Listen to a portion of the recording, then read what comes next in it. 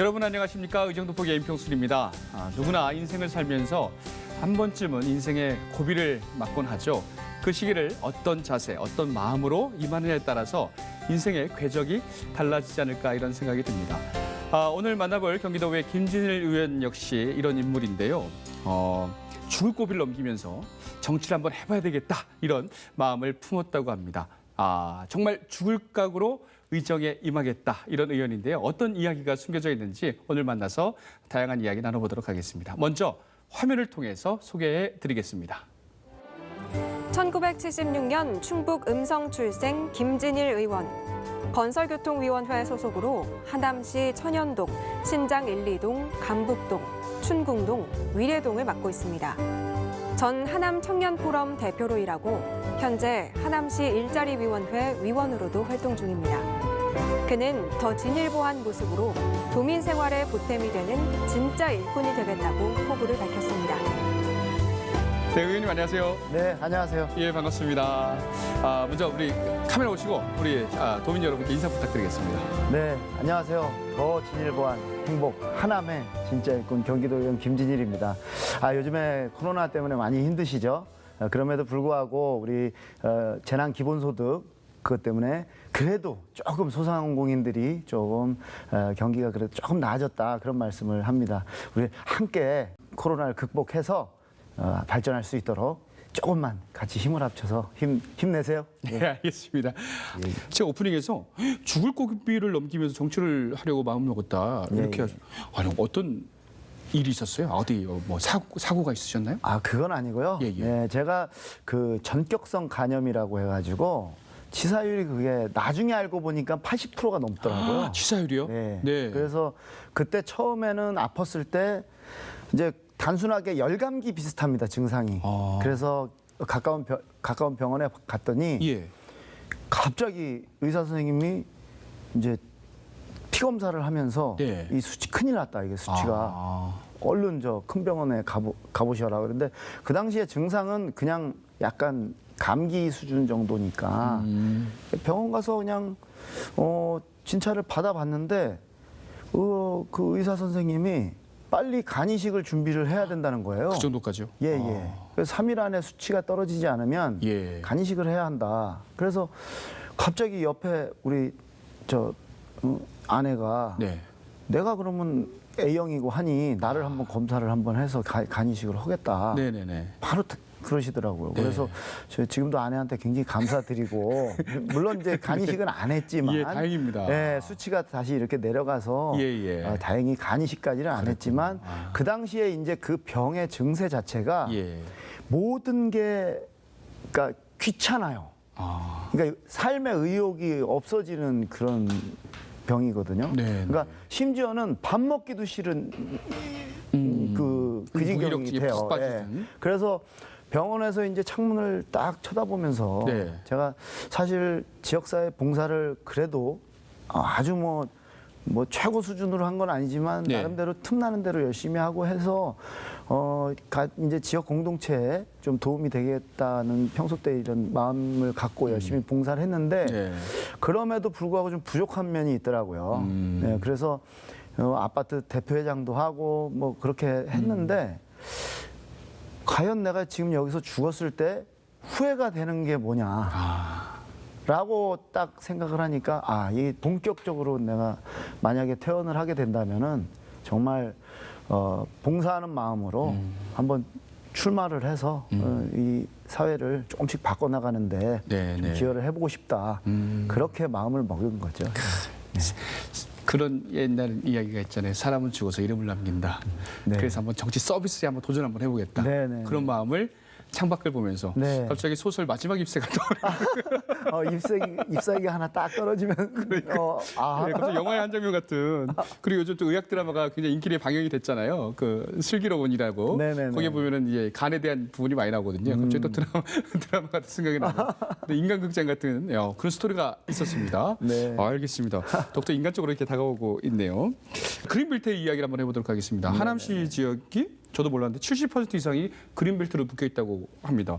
그로 인해서 우리 뭐 지역 주민들의 재산권이나 이런 것들이 좀 피해가 심각할 텐데 어떻습니까? 그 지역구가? 그렇습니다.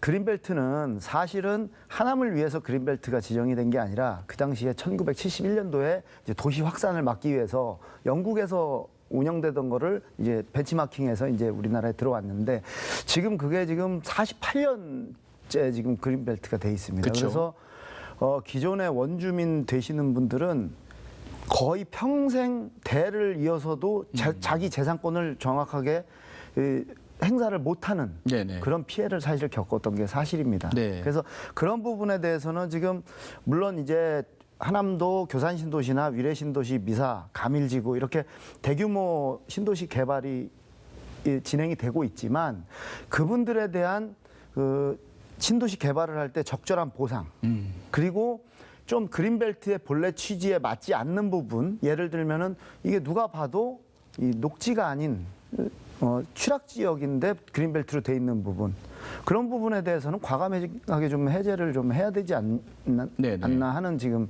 의견이고요. 그렇죠. 그렇게 해야 우리 하남이 갖고 있는 여러 가지 문제를 거기서부터 풀어나갈 수가 있는 겁니다. 네네. 그렇다면 그러니까 일반 사람들이 볼 때는 그린벨트 자연도 지켜야지 개발만이 뭐 능사냐 이렇게 얘기할 수 있잖아요. 네네네. 하지만 지금 보면은 현실과는 안 맞는 50년 전에 있던 그렇습니다. 그럼 보관이 있을 것 같아요. 이 부분은 어떻게 하고 좀 주민들 위해서 뭔가 보관이 있을 것 같아요. 지금 보면은 그 1, 2급지 환경 등급 1, 2급지는 사실상 지금 가서 봐도 그러니까 하남 같은 경우에는 검단산 쪽 있지 않습니까? 검단산. 네. 거기는 보존을 할 가치가 상당히 높습니다. 그렇죠. 네. 그러나 그 3등급 이하 부분에 대해서는 과감하게 현장 조사를 하고 주민 생활에 불편함이 없이 이렇게 과감한 게 풀어야 된다고 생각합니다. 예. 70% 이상이니까 굉장히 규모가 높네요. 하남시도. 그렇습니다. 네. 네.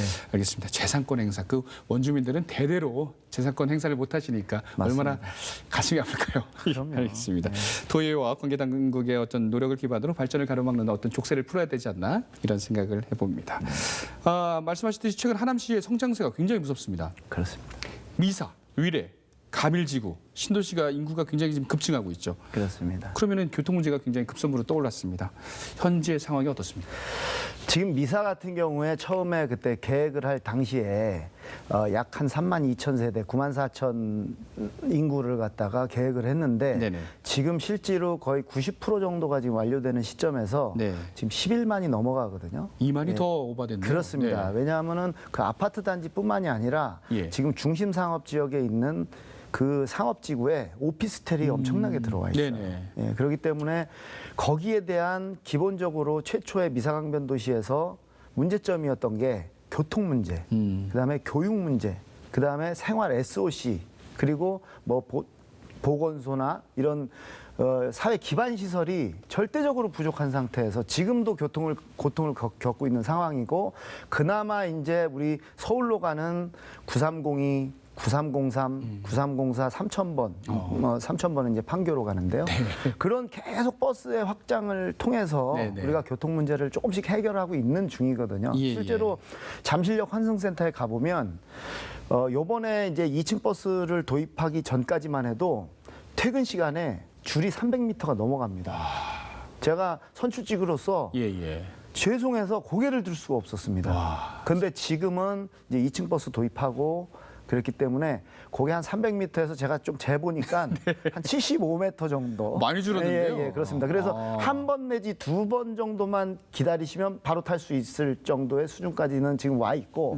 그리고 또 아시다시피 이제 올해 8월 8일 날 지하철 이제 하남선이 개통이 됩니다. 얼마 안 남았네요. 네, 그렇습니다. 이제 얼마 안 남았어요. 하남선이요? 예, 그렇습니다. 8월 8일 날 개통이 됐는데 이 부분도 사실 4월 25일 날 개통이 돼야 되는 거를 이제 코로나 때문에 거기에 근무하시는 분들의 집체 교육이 안 돼서 조금 미뤄진 거거든요. 예, 조금만 이제 기다리시면은 아마 조금 더 이제 거의 이제 교통 문제 정도는 이제 해결이 될 거다고. 그 하남선이 그 지하철 5호선 말씀하시는 건가요? 그렇습니다. 5호선 연장이 되겠습니다. 또 9호선도 연장. 앞두고. 그렇죠. 9호선은 지금 일단은 이제 서울시 구간은 이제 확정이 됐고요. 그다음에 2차 구간으로 이제 국토부에 건의를 해서 이제 될 수 있도록 지금 그게 급선무죠. 그래서 얼마 전에 현장 방문이 있었다고 들었습니다. 저희가 카메라를 들고 한번 현장에 동행을 취재를 해봤는데 여러분 함께 보시죠.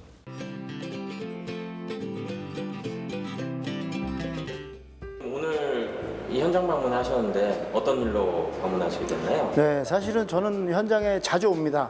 뭐 검단산역뿐만이 아니라 뭐 미사역, 뭐 풍산역 자주 오는데요. 오늘은 지금 최종 점검을 지금 하려고 지금 오늘 좀 들어왔습니다. 공사 현장 간략히 설명 좀 해주실까요? 지금 지하철 5호선 검단산역 같은 경우에는 올해 이제 9월 24일 날까지 완벽하게 이제 마무리를 짓고 시운전을 지금 하고 있는 중입니다. 그래서 올해 말에 12월 말에 개통될 수 있도록 차근차근 지금 준비가 잘 돼가고 있고요. 지금 우리 하남선 지하철역뿐만이 아니라 열차를 다른 5호선이나 7호선 다른 지금 열차를 갖다가 한번 시험 운행해서 다시 들어오게끔 하는 지금 작업을 하고 있거든요. 비상시에 하남선에 있는 열차뿐만이 아니라 다른 곳에서 쓰던 열차가 들어와서 여기서 운행을 해야 되기 때문에 그런 작업을 지금 오늘부터 시작을 하는 것으로 그렇게 돼 있습니다. 지하철 완공되면 주민들의 삶에 어떤 영향이 좀 있으실까요? 하남선 같은 경우에는 10년 전부터 우리 하남 시민들의 아주 수건 사업이었습니다. 건국 이래 최초로 들어오는 지하철이기 때문에 이 부분에 대해서 지금 벌써부터 시민들이 기대하는 바가 엄청 크거든요. 앞으로 많은 것이 이 지하철 중심으로 바뀌게 될 걸로 기대합니다. 네, 현장 VCR 보니까는 깨끗한데요? 이미 마무리 단계인 것 같아요? 그렇습니다. 지금 건축 공사까지 마무리가 거의 돼서 지금 네네. 사실 저기가 지금 검단산역이거든요. 검단산역. 예, 이번에 8월 8일 날 개통하는 부분은 아니고요. 요거는 12월 말에 이제 개통을 하는 부분이고 네.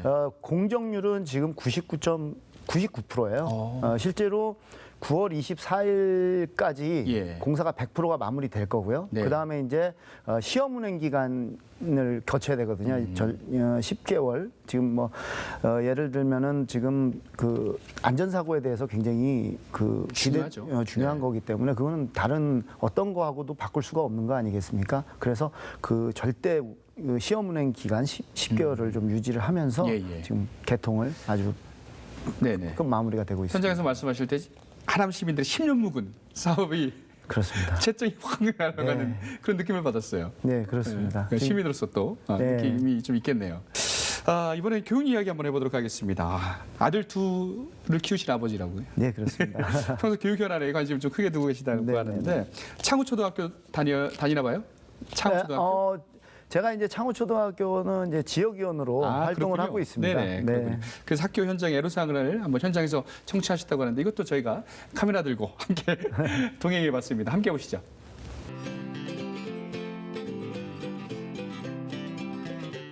의원님 오늘 그 초등학교는 어떤 일로 방문하시게 네, 오늘 학부모 운영위원회가 있는 날입니다. 제가 도의원뿐만이 아니라 창우초등학교 학부모 운영위원장을 맡아서 또 활동하고 있습니다.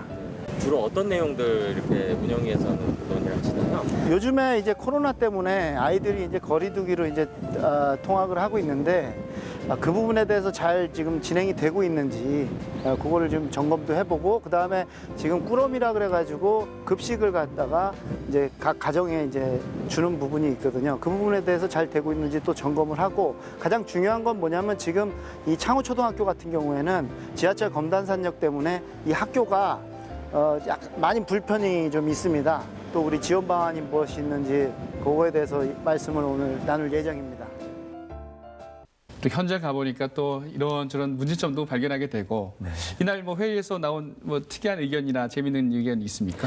일단은 그 창우초등학교가 그 검단산역 1번 출구 바로 앞에 있습니다. 공사 현장이 있더라고요. 그렇습니다. 예. 그러다 보니까 지금 마무리 작업에서 약간 이제 보행하실 때 불편함이 좀 있습니다. 그렇죠. 예, 그런 부분에 대해서 개선을 일단 조치를 다 완료한 상태고요. 네네. 그다음에 이제 지하철 1번 출구가 그 검단산역에서 가장 붐빌 것으로 예상이 돼요. 거기 이제 아파트가 밀집돼 있고 네네. 그다음에 저 대형 쇼핑몰도 그쪽으로 이제 주말에 가게 되는데 네. 그런 부분에 대해서 그 앞에 안전한 보행로를 확보하는 그런 부분에 대해서 말씀을 많이 나눈 것 같아요. 스쿨존 지하철역이네요. 그렇습니다. 굉장히 중요해 보이는데요. 네네. 안전에 의해서. 그렇습니다. 역세권 초등학교.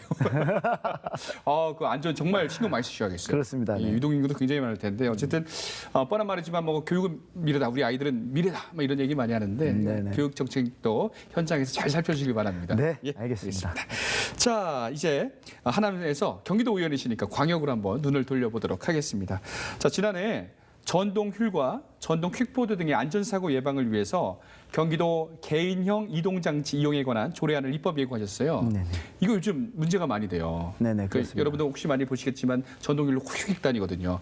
이 배경과 어떤 기대 효과 설명 좀 부탁드립니다. 네, 지금 이제 제정돼서 이제 본회의장 통과해서 지금 시행 중인데요. 네네. 이제 가장 중요한 게 뭐냐면 지금 그 통계를 살펴보면은 2014년도에 이제 이동형 장치가 3,500대 수준이었는데 네. 지금 2020년도에 그러니까 올해죠. 올해 한 12만 대 정도로 추산이 돼요. 예. 네, 그리고 이제 앞으로 2년 있으면 20만 대가 넘어갈 거라고 지금 예상이 되고 있거든요. 네네. 그러면은 거기에 대해서 지금 개인형 이동 장치가 단순히 취미 생활이나 이런 것들이 아니라 그 라스트 마일, 그러니까 그 대중교통을 이용해서 마지막에 집에 들어가기 직전까지의 그 부분을 담당을 중추적인 역할을 하고 있고, 예. 그 다음에 그 요즘에 이제 대리운전 네네. 기사분들이라든지 네네네. 그리고 실제로 배달 하시는 분들이 이 장치를 이용해서 지금 사업을 하고 저거를 하고 있거든요. 밤에 많이 타고 예, 오시더라고요. 사업을 하고 네. 있습니다. 그래서 이런 부분에 대해서 우리가 경기도에서 어떤 제도적 장치가 없이 진행이 된다면 안전사고는 계속 늘어날 수밖에 없는 지금 네네. 현상이거든요. 그래서 그런 부분에 어떻게 보면은 큰 그릇을 만들었다 네. 하는 거에서 좀 의미를 담을 수가 있겠습니다. 언젠가 부산 지역에서 인명사고가 나기도 했죠. 부딪혀서. 그렇죠. 예. 네. 굉장히 위험한데 그러면은 이 입법이 되면 그 어떤 것들이 좀 구체적으로 좀 담겨져 있나요? 뭐 헬멧은 꼭 써야 된다, 뭐 이런 것들이 있을 텐데. 그런 거는 기본이고요. 예. 일단은 지금 이 개인형 이동 장치가 네. 이 정확하게 법의 딱 사각지대 거기 안에 쏙 들어가 있습니다. 애매하게. 예. 그러니까는 전기 자전거에 대한 조례가 있는데 네. 그거는 또 전기 자전거는 인간의 동력하고 전기력하고 이게 같이 이용하는 그거를 규정을 해놓은 거고요. 다른 거네요. 예, 전혀 다른 거죠. 이쪽은 순수하게 인간의 동력이 아닌 전기의 힘이나 아니면 다른 힘으로 가는 부분이기 때문에 네네. 이게 그렇다고 해서 원동기 장치 자전거하고는 또 다르지 않습니까? 그걸 우리 흔히 말하는 배달용 오토바이나 오토바이. 그런 걸 얘기하는 건데 네. 그런 부분에 대해서도 규정을 지을 필요가 있습니다. 예. 그래서 제가 규정을 지은 건 뭐냐면은 그 시속 25km 이하. 과속하면 안 되겠네요. 그렇습니다. 예. 애초에 장치를 만들 때 시속 25km 이하로 규정을 하는 것을 해서 이제 지금 국회에서도 지금 이 논의가 활발하게 지금 진행이 되고 있거든요. 네. 그에 맞춰가지고 좀 법을 조금 더 디테일하게 만드는 작업이 필요합니다. 요즘 안전사고 얘기 많이 나오고요. 네. 그런 게 있으니까 꼭 안전한 교통문화 정착을 위해서 이 좋은 연구도 잘 나오고 조례안도 잘 나와야 되겠네요. 네, 알겠습니다. 자, 그러면 언론을 통해서 한번 저희도 공부해 보도록 하겠습니다. 예. 자, 이 밖에 또 임기 내에 꼭 해결하고 싶은 사안이 있으면 이 시간을 통해서 말씀 부탁드립니다. 네, 지금 교산 신도시가 교산 신도시 개발 방향이 어떻게 되냐가 하남시의 가장 큰 이슈입니다. 예. 그래서 사실은 교산 신도시 그 광역교통 대책에 저하고 이제 하남시에서 건의한 부분이 많이 반영이 됐습니다. 네. 참 다행스러운 부분이고요.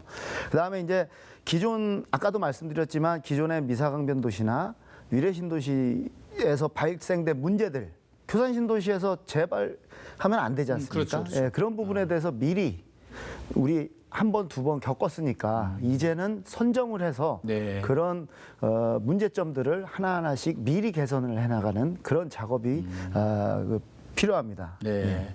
그러니까 스터디를 했네요, 이미. 네, 그렇죠. 큰 신도시를 한번 만들어봤기 때문에 네. 스터디를 했으니까 그렇습니다. 이번 네. 신도시는 네. 시행착오를 줄이면서 네. 잘 만들 수 있도록 네. 알겠습니다. 그리고 제가 또 네, 하나 말씀하세요. 더 또 강조하고 싶은 거는 저는 어린이하고 이 안전 이런 거에 참 관심이 많아요. 네. 그래서 이번에 이번에 이제 상임위를 사실 통과를 한 조례가 또 하나 있거든요. 그게 뭐냐면은 경기도 어린이 통학로 교통안전을 위한 조례 일부 개정안인데 이 부분에 대해서 어떤 부분이 이제 좀 제가 넣게 되냐면은 네. 보행 안전 시설이라고 규정이 돼 있는 게 있어요. 그러니까 보행 안전 시설이 그냥 기존의 조례에서는 그냥 뭉뚱그려서 규정이 돼 있었어요. 그러니까 네. 귀에 걸면 귀걸이, 코에 걸면 코걸이 예. 이렇게 됐는데 이거를 정확하게 규정을 했습니다. 그래서 보면 지금 어린이 교통사고 현황이 이제 타스 교통분석 시스템에 보면은 2017년부터 점점 늘어나고 있거든요. 예. 그리고 특히 스쿨존 내 어린이 교통사고가 증가하고 있습니다. 네. 그래서 이 부분에 대해서 이제 규정을 해놓는 거죠. 이제 어떤 시설을 해야 된다는. 그러니까는 예를 들어서 옐로우 카펫. 네. 옐로우 카펫 어린이들이 횡단보도 건너가 막 무단횡단하는 거를 막는 좀 방지하는 역할을 하는 부분이거든요. 설치된 곳 꽤 많이 있습니다. 예, 옐로우 카펫이 있고 그 다음에 이제 어린이 안전 통학로 정류 시설이라고 있습니다. 정류시설. 그러니까 통학 버스를 그러니까 학원 버스나 이런 거를 그 일정한 장소에서 타고 내리게 할 수 있는. 그래서 차도 그러니까 다른 승용차도 불편함을 없앨 수가 있고 학원 버스들 굉장히 위험하죠. 그렇습니다. 갑자기 쓰거나 이러는 거를 좀 방지를 하기 위해서 그런 거를 명확하게 규정을 해놓고 네네. 이거에 대한 경기도에서 예산을 지원할 수 있다라고 명시를 해놓은 겁니다. 아, 그렇군요. 그러니까 그동안에는 뭉뚱그린 조례였는데 이제 명확하게 구체적인 조례가 예산까지. 네, 그렇습니다. 알겠습니다. 아이들이 점점 안전한 사회를 꿈꾸는 그런 따뜻한 아빠의 모습이었습니다. 고맙습니다. 좀 뜨거운 감자잖아요. 그렇습니다. 예, 뭐 불법 정차 이런 것들이 그 사고로 이어지기 때문에 이런 것들이 좀 필요하지 않나 생각을 해봅니다. 자, 아무래도 우리 의원님이 이제 카메라 앞에서 당당하게 또 막 말씀하시는 거 이런 거 보니까 아마 이런 모습인 것 같아요. 유튜브를 직접 운영을 하신다고 시민들과 소통 채널이 좀 되나요? 예, 그렇습니다. 지금 평소 때 몰랐던 부분들을 이제 제가 설명해서 알게 되셨다는 그런 부분도 많으시고 심지어는 뭐 행사나 이런 데 갔을 때 유튜브 잘 보고 계시다는 그런 동네 주민분들이 점점 늘고 있고요. 특히 지금 유튜브 제가 지금 올린 것 중에 가장 큰 조회수가 굉장히 만 가까이 되는 게 있는데 그게 뭐냐면은 지하철 안에 이제 내부의 객차 모습 이런 거를 제가 찍어서 설명을 드리고 올렸거든요. 그렇죠. 미리 갈 수 있으니까 그렇습니다. 점검으로. 엄청 좋아하시더라고요. 그렇죠. 그러니까 이게 정치는 서비스예요, 이제. 특히 유튜브가 그 채널 소통 채널을 잘 하고 있으니까 의원님은 뭐 돈 벌려고 하시는 거 아니잖아요. 아, 그럼요. 열심히 현장을 누비면서 그걸 촬영해서 도민들께 이렇게 빨리 전달해 주는 그 기능. 이 기회에 채널 홍보 좀 하세요. 무슨 TV입니까? 아, 예. 아유, 감사합니다. 예, 하셔야 될 것 같아요. 더 진일보한 진짜 일꾼 진일보 TV 구독과 좋아요 부탁드리겠습니다. 갑자기 MC로 변신하시네요. 네, 간절합니다. 구독자 몇 명입니까? 지금 500명 조금 넘었습니다. 제가 들어오기 전에 한번 봤습니다. 네네. 저도 지금 구독을 눌러줄까 말까 고민 중이거든요. 한번 보면서 저랑 경쟁자인데 알겠습니다. 채널 흥하도록 저희도 좀 응원하겠습니다. 좋은 서비스 많이 좀 올려주시길 바라겠습니다. 자, 이제 이야기 많이 나눴는데 마지막으로 우리 못다한 말씀 있으시면 또 도민분들께 나 이 이야기 꼭 한번 해보고 싶다. 마지막 끝 인사와 함께 카메라 보시고 알겠습니다. 이제 경기도의회가 이제 전반기를 지나서 이제 결실을 맺을 후반기로 이제 돌입을 하고 있습니다.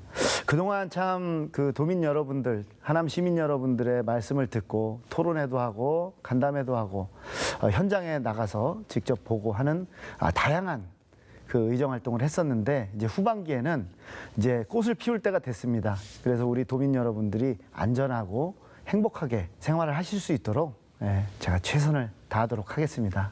감사합니다. 네, 감사합니다. 자, 오늘 이 시간에 아주 열심히 활동하고 계시는 우리 경기도 의회 그리고 진일보 TV의 명 MC 김준일 의원과 오늘 이야기 나눠봤습니다. 오늘 말씀 고맙습니다. 감사합니다. 네. 자, 우리 의원님께서 말씀하셨듯이 제10대 경기도의회가 이제 반환점을 돌았습니다. 다음 달이면 후반기 원구성을 마무리하고요. 이제 본격적인 의정 활동을 시작할 텐데 계속해서 도민의 뜻에 따라 겸손한 자세에서 낮은 자세에서 열심히 하기를 저희도 기대하고 응원해 보도록 하겠습니다. 저는 다음에 다시 찾아뵙겠습니다. 의정 돋보기 오늘은 여기까지입니다. 시청해주신 여러분 고맙습니다.